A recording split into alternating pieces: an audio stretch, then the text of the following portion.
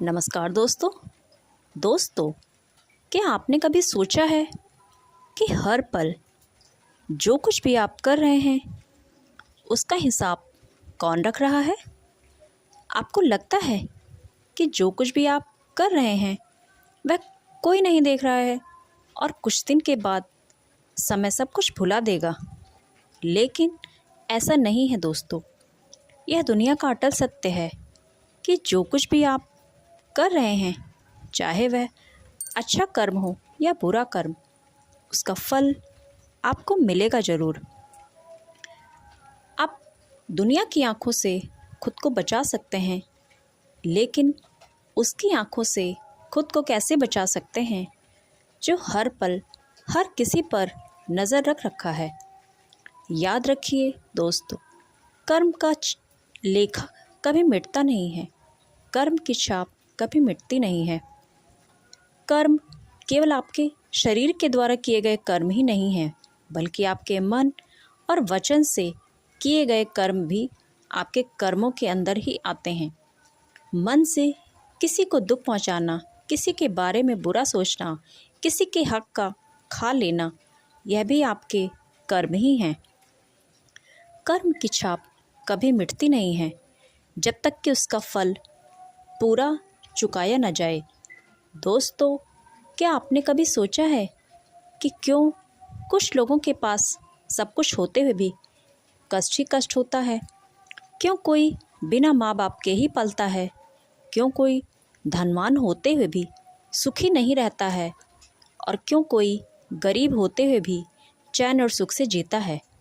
तो दोस्तों, यह सब अपने अपने कर्मों के कारण ही होता है। कर्म का लेखा कभी पीछा नहीं छोड़ता है। चाहे आपका अगला पल हो, अगला साल हो या अगला जन्म। दोस्तों, क्या आप अपने कर्मों का सामना करने के लिए तैयार हैं? कर्म का हिसाब केवल बुरे कर्मों पर ही नहीं, बल्कि अच्छे कर्मों पर भी लागू होता है।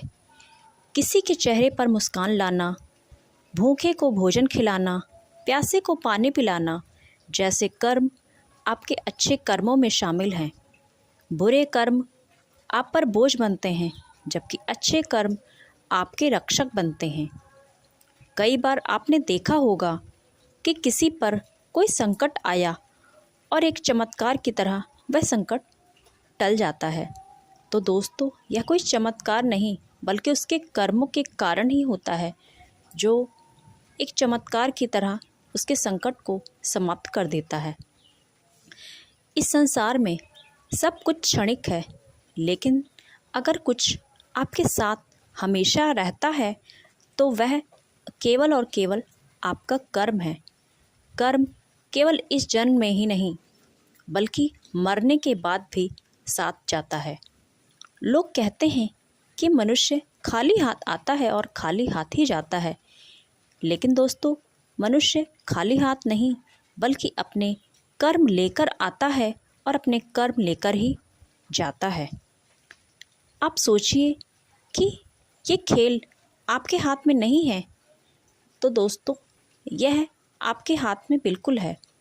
आप अगर अभी से ठान लें कि मैं अभी से केवल अच्छे कर्म करूँगा, मैं किसी को दुख नहीं दूँगा, किसी को कष्ट नहीं पहुँचाऊँगा, लोगों से मैं जो उम्मीद चाहता हूँ, उम्मीद करता हूँ, मैं वही दूसरों को दूंगा, तो दोस्तों, ईश्वर न्यायाधीश हैं।